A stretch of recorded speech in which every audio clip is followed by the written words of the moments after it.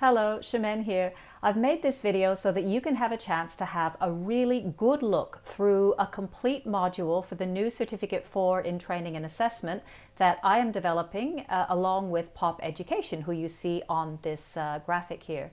So many of you might be aware that I am developing what we're calling the traditional product, our good old Word documents with, participant manuals and assessment tools and everything else. And then I hand those over to Pop Education and they are weaving their magic and creating these amazing digital learning experiences. But it all starts with this traditional product.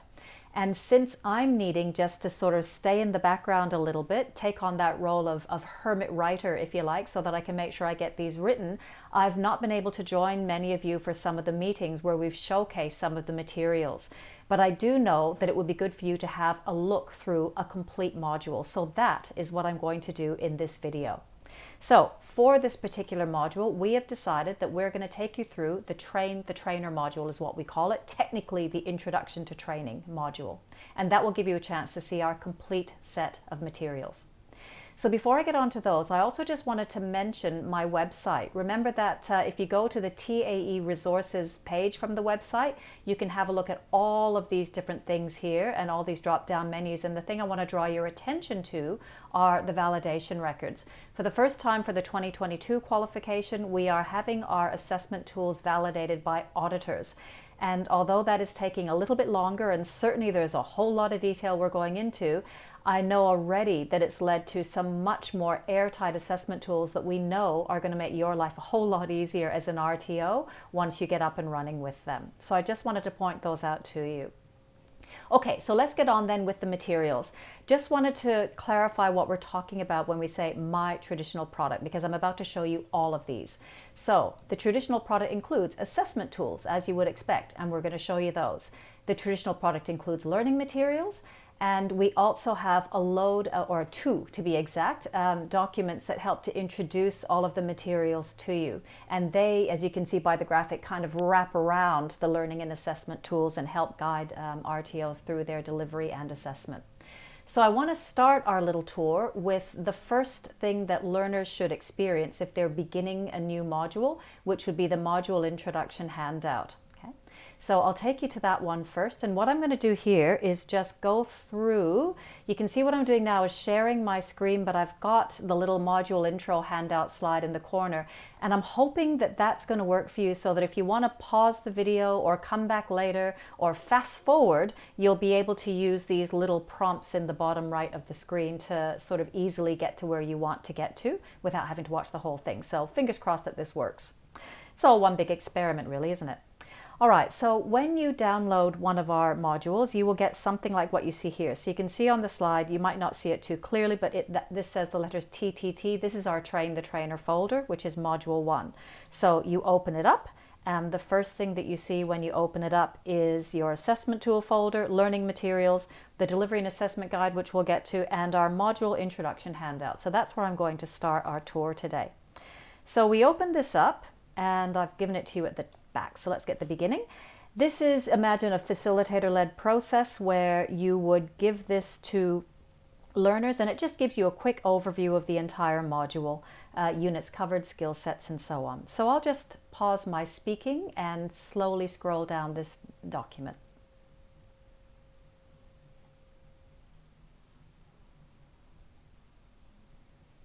List of assessment tasks.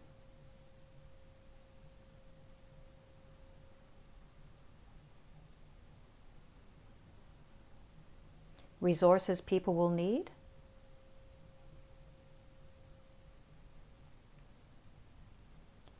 A short description of each assessment task.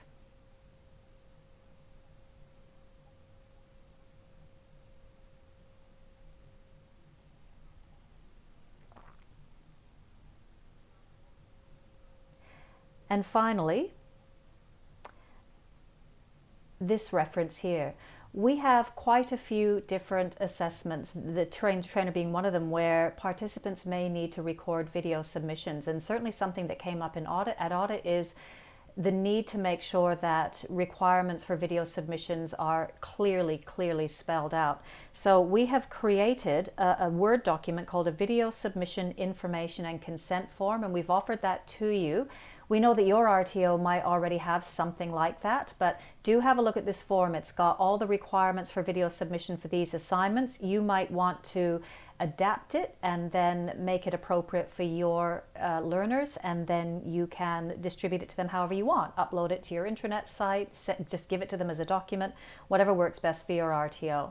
So I'm going to quickly show you this video submission form now. Look, with all these different documents as well.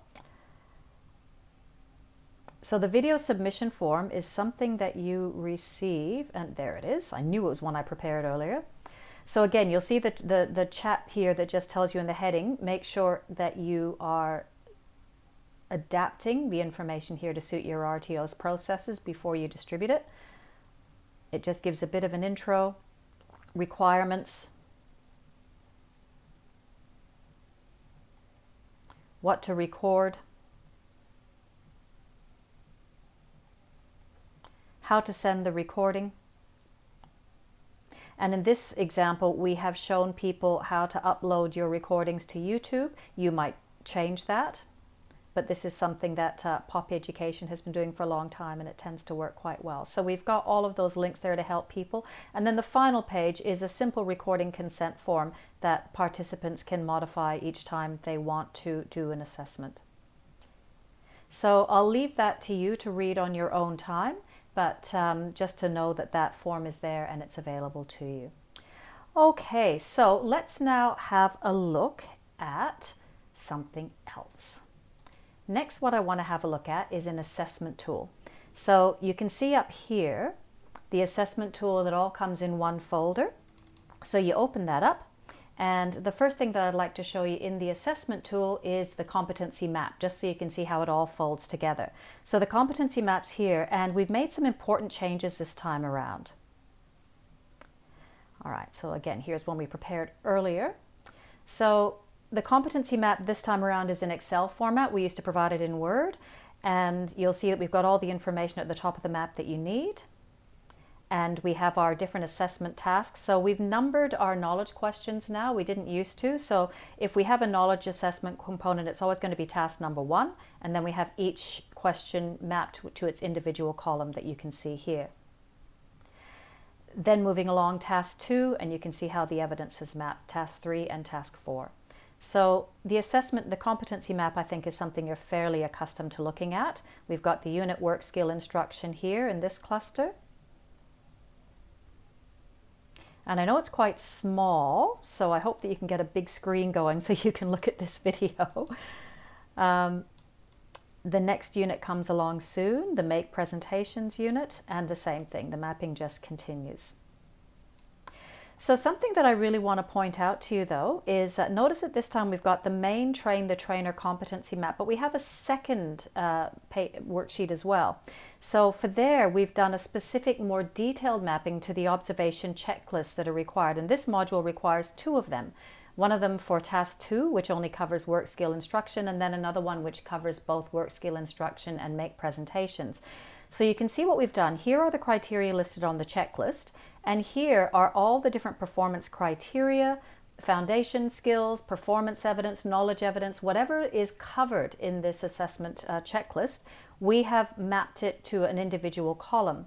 What that lets us do then is, once we've done the mapping, we highlight each column, and for any items where there is only one criterion that covers the competency item, we have deemed that criterion as essential, and that's highlighted here with the red shaded boxes that you see here on the left side.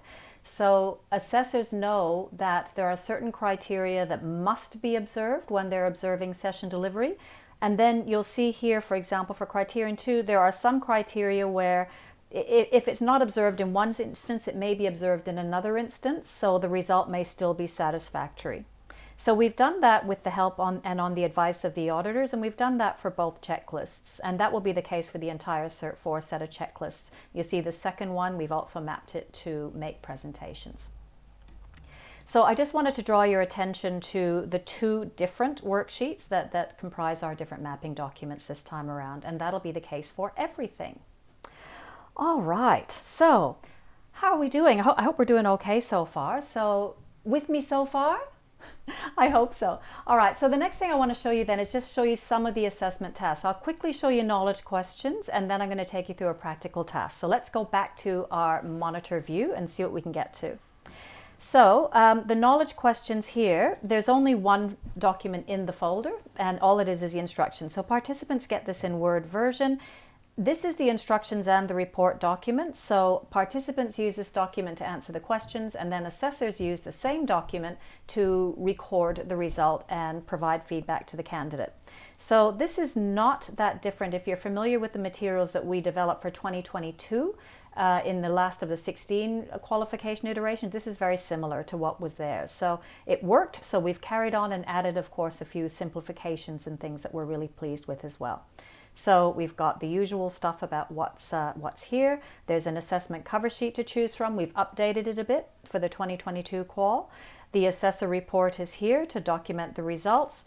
The task instructions for the knowledge questions are there with guidance on how to answer, and then the questions themselves. So this is similar to what's come before. I'll pause speaking and just let you have a little look. And of course, you can pause the video at any time.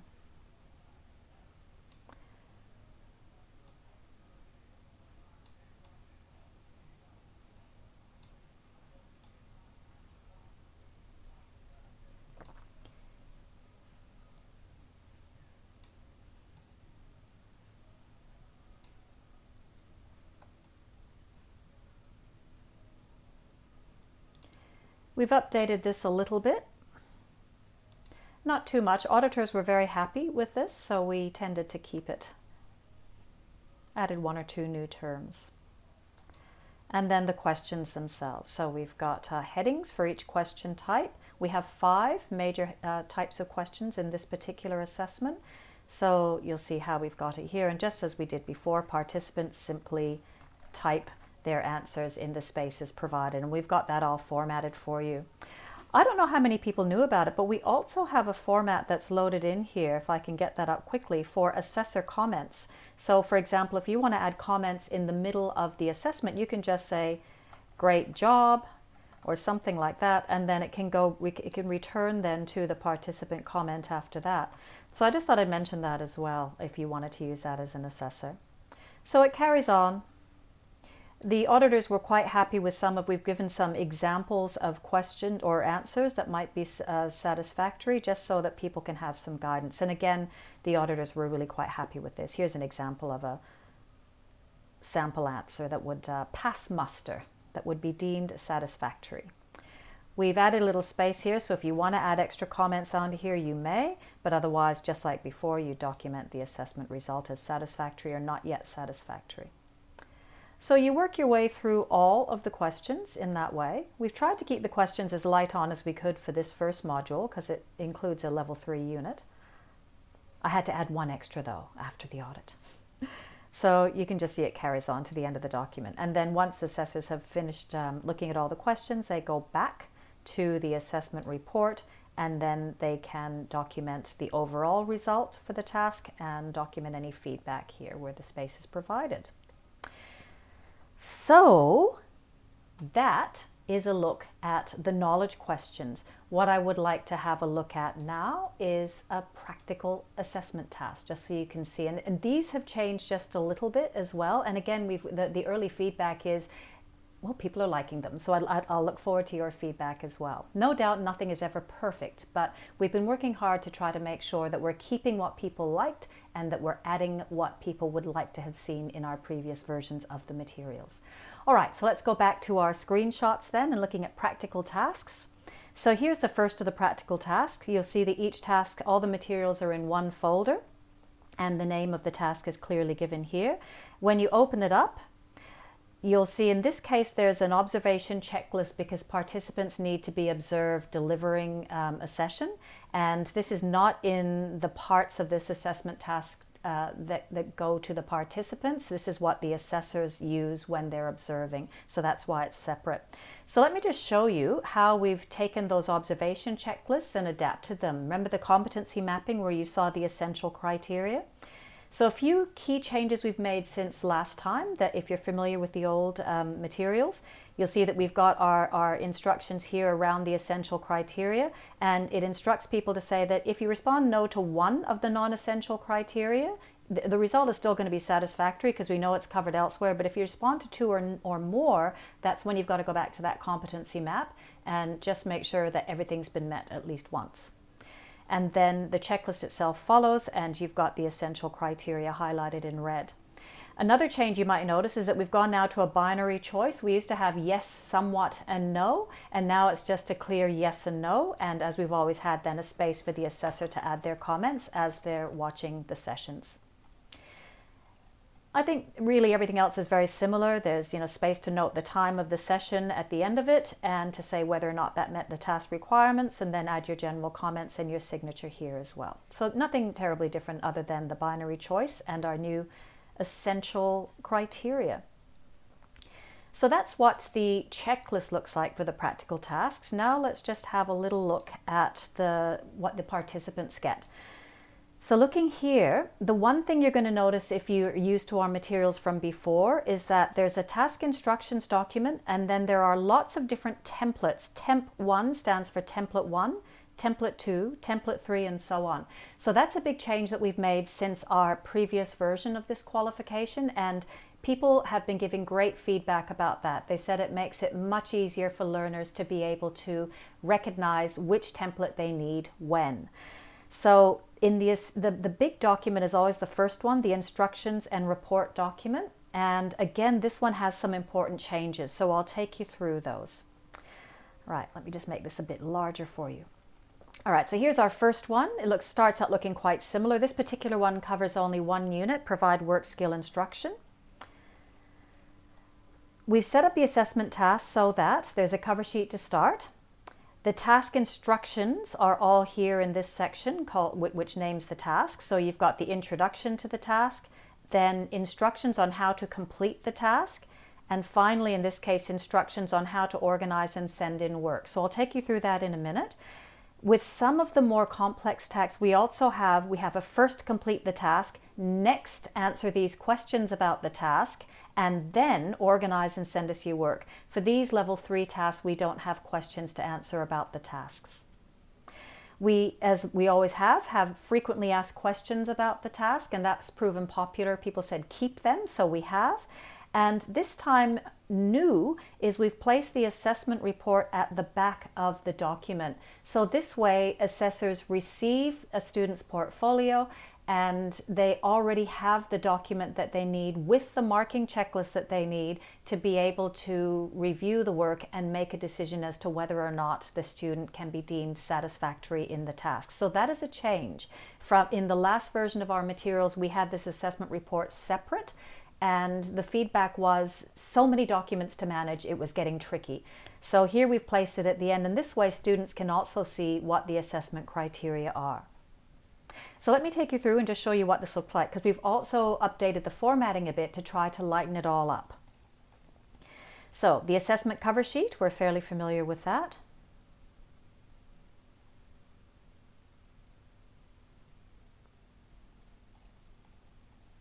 Then the introduction to the task. You always get a light blue box that gives an overview of the task, and then some of the key things to consider always follows. I'll let you pause this video if you want to stop and read any of these a little bit longer. Next, you've got the materials needed, and here's where we reference our templates by number so that it gets very clear for participants which template they need for which task. And we've already had some really good feedback about that, said that's a big improvement from last time, so we're glad. Next, we've got this section on get set up and ready to go, and this looks similar in all the assessment tools. So once participants get accustomed to their TAE studies, this part will become, they'll be able to breeze quite quickly through this. But we advise people just to first set up a folder to store their work. Where we have tasks that are going to have video submissions, as this one does, we've told people here about the video submission form. So again, if your RTO wants to provide that information in a different way, you might just need to adjust this document a bit. Then begin work. So just a little bit on how to get set up. What you get next in this section on complete this task is a step-by-step follow the bouncing ball of what participants can do. So this works well if you're sending participants off to do some of this on their own, but equally if you're using a facilitator-led approach, you could take your participants through this. So you'll see the first thing they have to do is organize the work skill instruction session, and we use this pink font to highlight when there's a template that we provide for that. We also provide guidance notes in a different color, and also using a little icon here so that the guidance notes can stand out a little bit from the instructions.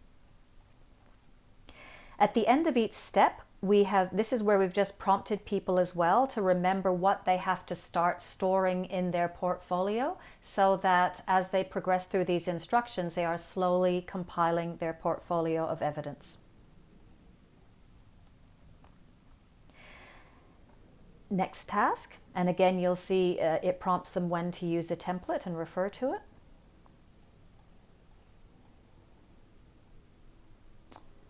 Next step. So this particular task, this is the very first thing. If your RTO chooses to start with this module, because this is our first one, this is the very first time participants are going to deliver a training session. So we really hope that you will be able to offer your students a chance to come in, deliver their sessions, and be observed live by an assessor. But of course we know that's not always possible, so this is why we've got the video recording reminders in here as well. Okay, so you're getting the idea, sort of what to do and then what to store in your portfolio as proof that you've done it, and it goes along from there. Now here's another change we've made, is that we've tried to use some visual icons to help manage student load as well. So we've used the checkered flags here to say, okay, you're finished, it's all good, and just to reassure them then that the next few pages are more some of the admin-y type stuff. So the next page really tells them and reminds them what they have to organize and send in. So we set this up, again, they can sort of type in here, they can fill in the boxes here and tick the boxes if they want to, but it just gives them a nice list of what they have to hand in. Once they've completed that list, they hand it all in. If they have any more questions, you've got your frequently asked questions here. And then again, a little prompt to say the rest of this document now is for the assessors to use, but of course we'd encourage participants to go have a look, because here is the marking checklist. So when assessors receive a student's portfolio, they will have been instructed to hand this in Word version, and then the assessor takes this document, fills in the relevant details, notes whether it's the first, the second, or the third or more submission, and then follows the instructions here, and then moves on to the marking checklist. And you can see all the assessor needs to do then is go through the checklist. So this task instruction, was everything filled in and is everything legible? Yes or no. If it is, it's satisfactory. If it's not yet satisfactory. So participants simply tick the boxes, and if they want to, they can add comments here. And they're given those opportunities as we go through. So you've got the marking. So this is the same as what we used to have at the back of the document, except we used to just present it as a big list and it wasn't all that useful. So we've just lightened up the formatting a little bit, and we've converted everything to a checklist. And hopefully that makes it clear.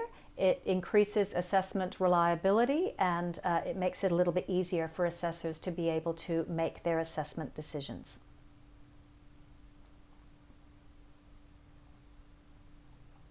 So it goes on through, and at the very, very end, there's one last check so that you can confirm that, yes, I am convinced this is the student's real work. The joys of AI and all the other challenges that are being thrown our way about this. And then at the end, you've got your space then to note whether the result for the task was satisfactory or not yet satisfactory, space to note your comments here, and then sign. So you would just go blank, and then you would say, great work. Nice job, here is what you did well, etc., etc., etc. So you would fill that in. So that is a quick look at the assessment task instructions and report document. And that's probably the biggest thing I just wanted to take you through. I'll quickly now just show you some of the templates, just one or two of them, so you can get a feel for how they're set up. And remembering that as far as guidance for participants, if there's a template that's here that the student needs to fill in, there is a completed version of that template in the participant manual so that they have something to guide them. And in fact, the auditors also suggested that we refer assessors to those examples in the manual as well. Okay, so let's dive back into the monitor then, into our materials, and we will have a little look. So I'll get rid of this. I've shown you that one already. Okay, so here we are back at our templates here. So just to give you an example, let's go to our session plan template or something like that. So the template for the session plan, it clearly identifies the task, tells you which template it is and what the name of the template is.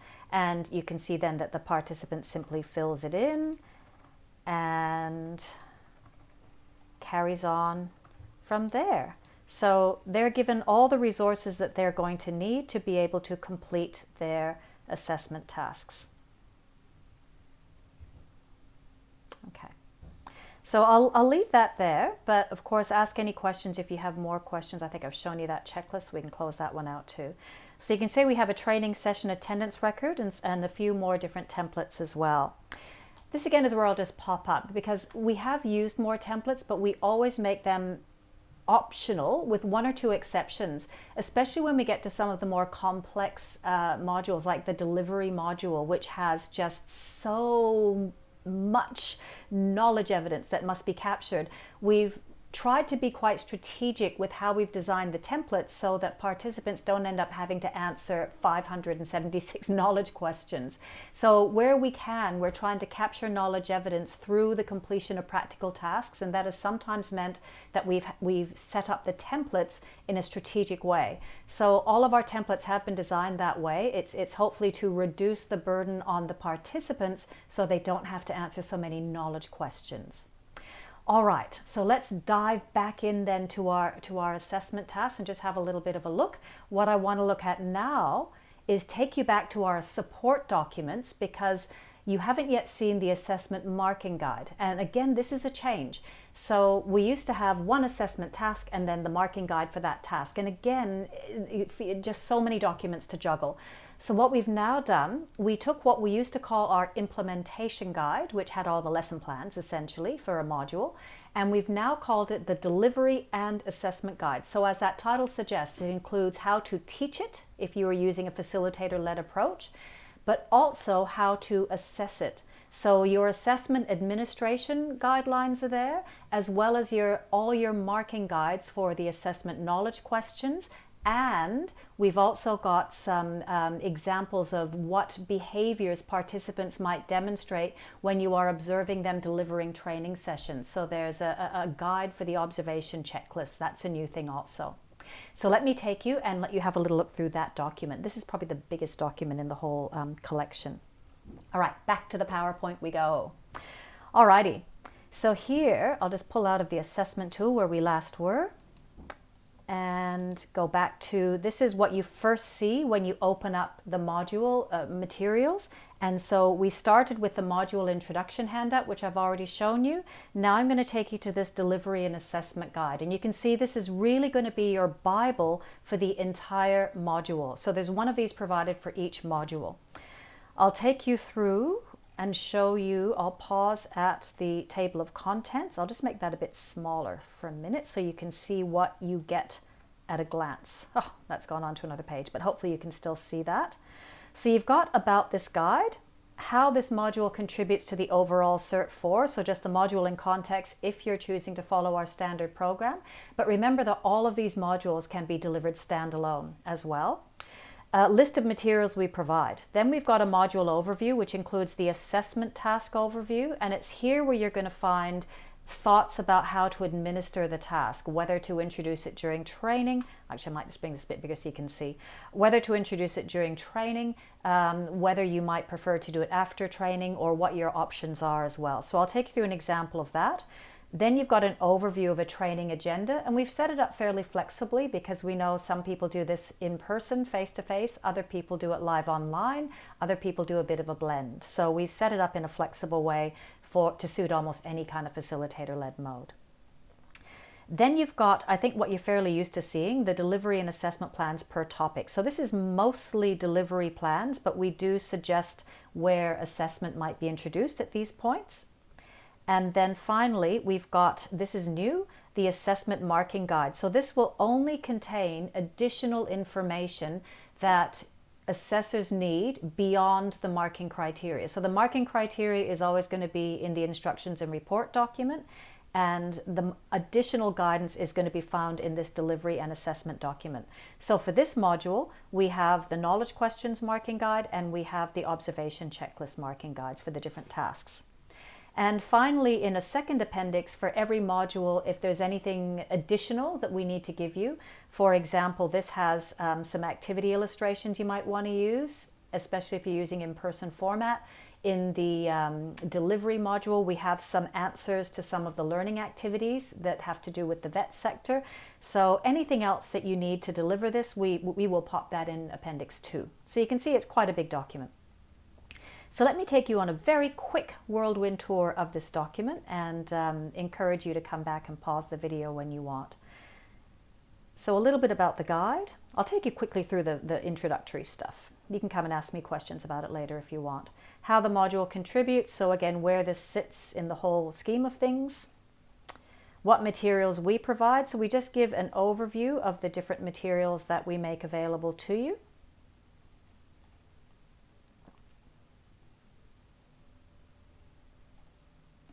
The asset register, now that's still, the link is all working here. I haven't yet updated it because I'm just trying to get everything written first, but then once we're up and running, you're going to be able to go on to this asset register, which is an online Google form, and you can access, just see what are the most up-to-date materials in use so that you'll know whether you are using the most up-to-date materials or not. We've got then the module overview, so it just talks a little bit about the, how you might schedule it and so on.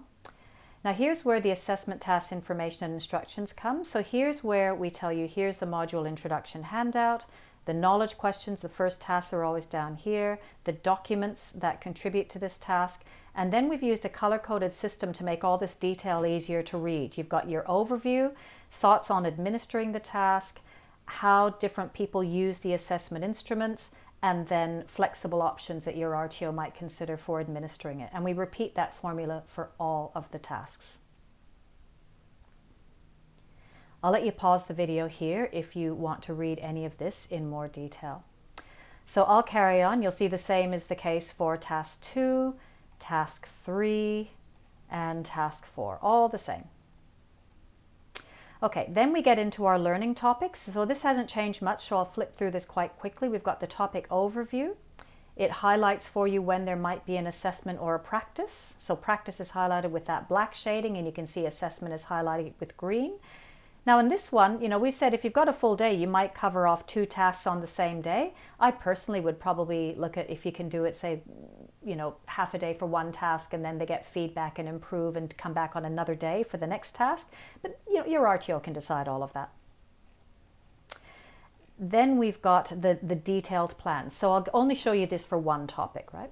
For each plan, we've got, here's the module introduction, for example. We've got an estimated time to complete, what they should be able to do, what materials you may need to prepare to get ready to deliver it. It's got a snapshot of the slides that we offer for this as well. And you might see there we've done a little bit of a refresh on our slides as well. Show you that in a second. And then detailed session plans. So that carries on through all of the sessions. Detailed session plans. Okay, now forgive me because there's a lot here, especially because we give you so many optional activities. So I'm just going to fly on through, and then I'm going to show you the assessment marking guide, which is what comes up next. Oh, we're still there. This is quite a little whirl. Okay, here we go. So assessment, Appendix 1 is the assessment marking guide. You see you've just got some introductory information.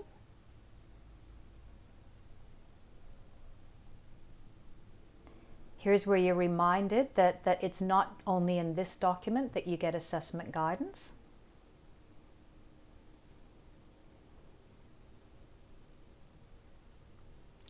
And then you have task 1, the knowledge questions, instructions that are general, and then each knowledge question plus 2 things for each part of the question. What the criteria are for a satisfactory result, I'll just make that larger so you can see that, as well as examples of satisfactory responses. So you'll get that for each question.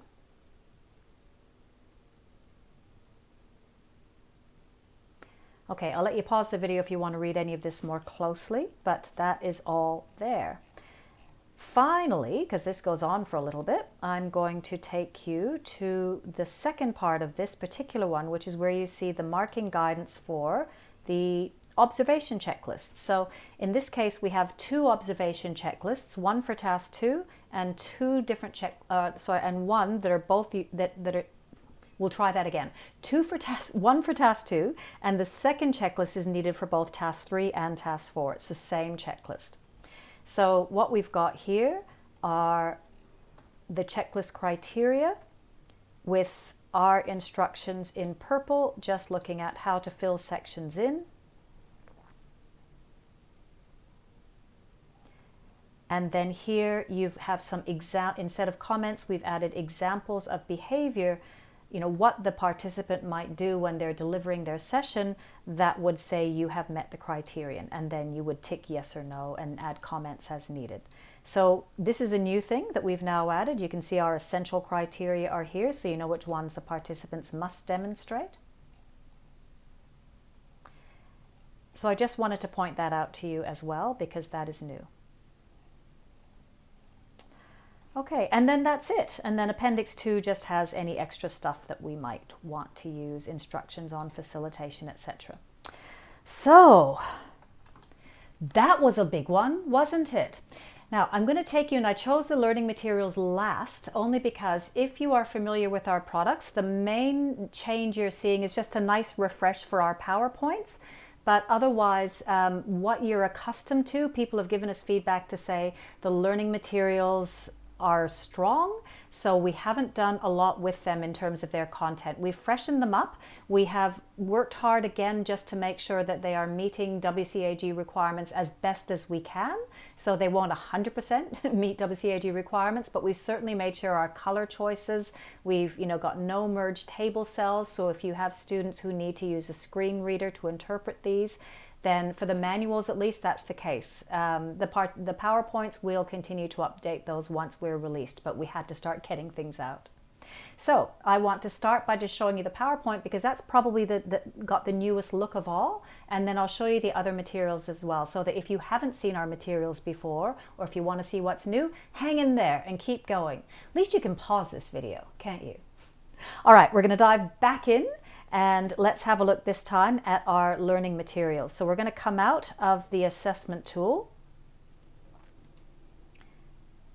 I've got to come back to this. Okay, so we'll come out of the assessment tool folder, and now we've looked at the module intro handout, and we've just finished looking at the delivery and assessment guide, which wraps up the learning session plans as well as the assessment guidance as well. So now we're going to finish just by looking at the learning materials themselves.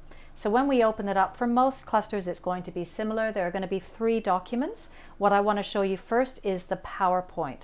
So here's our Module 1 PowerPoint, and my intent here is just to point out a couple of things. So I'll just bring this down so you can have a little look, and I'll kind of show you everything. Actually, what I'll do, we'll look at the slides sorter. That might be a little easier for you to see. So the main change is that we've freshened it up a little bit. You might remember we used to have my logo icon here. We don't anymore. We thought that we had a couple of you saying it's a bit tricky with the branding, so we've stripped the branding back and just put it on the first and the last slide and some of the topic slides as well. So we hope that you'll find that useful and that it might encourage you to use more. So as always, we've got sections of our PowerPoint. So here are the introductory slides. The first topic here, it's adult learning and introduction. I'll just make this smaller so you can see all of this a bit more easily. So we've tried to use some color, try to practice what we're preaching a bit, because especially in this module we teach how to design slides so that they will work. You can see we've just punched up a little bit some of the formatting. Otherwise, it's what you know and love. Well, I hope you know and love it, but it's certainly what you might be accustomed to. So as like anything, you can pick and choose the slides that are the most useful to you, and the slides can be adapted for live online or in-person delivery. And these slides follow the pattern of teaching that's described in the Delivery and Assessment Guide, and it more or less follows the pattern of teaching in the manual as well. As a general rule, it does. If you're looking at this one thinking, wait a minute, that slide's terrible, that's actually an activity where they have to improve that slide. So that was terrible on purpose. Okay, so I think you've got the idea of our slides, a bit of a summary module, what to do, and we've got some slides for our practical assessment days if you want to use those as well, and then a final sign-off. So those are the PowerPoints. Okay, so let's have a look now at the, I can't even remember now if I was going to show you the manual next. I think, yes, the participant manual is coming up next. So this is the big one, right? Most people say this is what they get the materials for. So we've worked hard to not, you know, what is it they say? Don't fix it if it ain't broke. So this is very, very similar to what you're accustomed to if you've seen our materials before. This manual doesn't have any activities in it as such, it just has information. So it's like your textbook, but it does include a few moments where you might want to pause and it prompts thinking. It sort of says, you know, this is what you might think about as a participant. So in this Train the Trainer one, we have the introduction, we have our first topic, which is how do adults learn, basically. Then we have how to plan training, how to identify needs, how to plan training sessions, how to deliver training. So some of you who are familiar, you might recognize some of these topics. They're similar topics, how to record and review training. But of course, we've updated it all and added bits where we've needed to make sure that we're meeting the requirements of the new unit. So this is definitely not just a dump of everything. As promised, I'll just take you through quickly so you can just see the broad look and feel. And I'll show you one or two examples where we have the examples provided. In fact, I find it's easy. No, I was going to show you a print preview, but I think I won't. So we'll just take it down. So principles of adult learning, all the theory. We've tried to make it nice and easy to read in plain English and active voice and all that stuff that we're trying to practice while we preach. And I'll quickly just see if I can get you one or two examples so you can see how we do provide examples. So what I'm flipping through is how to plan your training sessions. And we've got examples of task breakdowns because participants need to do this. So those were here before. We have examples of session plans. And again, those were here before. We've updated them a little bit, refreshed them. I used to have a task breakdown on how to send a fax, so we've updated that a little bit. So students can go to all of these examples and they can see how they might put together an example of some of these things in a way that would make make their results satisfactory, essentially. Some of the new things. So here we've got how to plan a training session that has a presentation component. So we've just done the same thing, but this time added that because we're covering make presentations in this module as well. And then I just wanted to show you, here's another sample and a few places where we've added new samples. In the section here on preparing for training, one of the things that students now need to do is to send information. They need to advise learners of the details of the training. So what we've done here again is given an example because we've told students that they need to provide this for us. I'm still in the section on how to set up your visual aids. So forgive me, here we go. So another thing that they have to think about is how they inform learners of the training details. So we talk about what to do, and then we provide an example of that having been done. So in every case, participants have an example that they can use in the participant manual and adapt to suit the training sessions that they will deliver.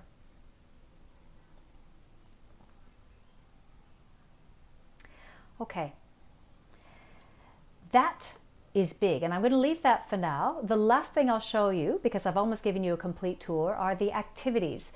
And as we always have, we've put the activities in a separate document just so that your RTO can choose whether you want to help your students learn using those activities or whether you have your own activities that you prefer to use. So they're separate. You pick and choose them as you want to, You don't have to use all of them. So the activities, I'm going to dive us back in one last time. And this time we'll just sort of set up our slides. So you've got your prompt. So the activities now, we are looking here, is similar to what you would be used to if you've seen this before. So in this particular module, I'll make this larger, we have some activities around identifying the domains of learning, using the principles, identifying questions to ask about training, rating your listening habits. We're getting into some of the communication skills that we need. We have some instruction and very simple resources if you want to give your students a chance to practice delivering a training session or presentation before they are assessed in their first of their practical assessment tasks. And you can see here we've got a little activity on making slide design better as well. So all of these activities follow one after the other, and it's simply a matter of your RTO and each trainer really choosing which activities are suitable for their learner cohorts, and of course you're welcome to adapt them.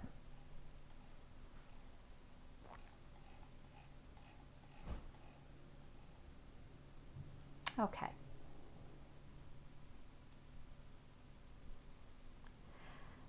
So I'm giving you the quickest look through. You'll see we've got an observation checklist for some of our practice activities. In our final activity, improve this slide, and then they have to think about that. Oh, we got there. So we have had a look at our entire traditional product. Pop Education already, I'm just so impressed with how they're taking the traditional product and then just weaving their magic so that your RTO is going to have loads of different options for your preferred format. But everything does come from this traditional product. So I trust that this little tour has been useful to you. You're welcome to come back and look again. Pause the video on certain sections that you couldn't, or I'm hoping you'll be able to skip ahead to the bits that you want to have a look at again as well. You know where to find Sarah Phillips from Pop Education or myself, or if you have any questions, or another option that you have, and you can see it here on the slide, is to contact TAE@popeducation.com.au, and they will be able to help you answer any questions and so on. Any that need to come straight through to me, I'm happy to answer those as well. So with that, I will say thank you for watching through to the end. I'm going to go back now and resume my role of hermit learning and assessment writer, but I'll look forward to working with you in due course. Bye for now.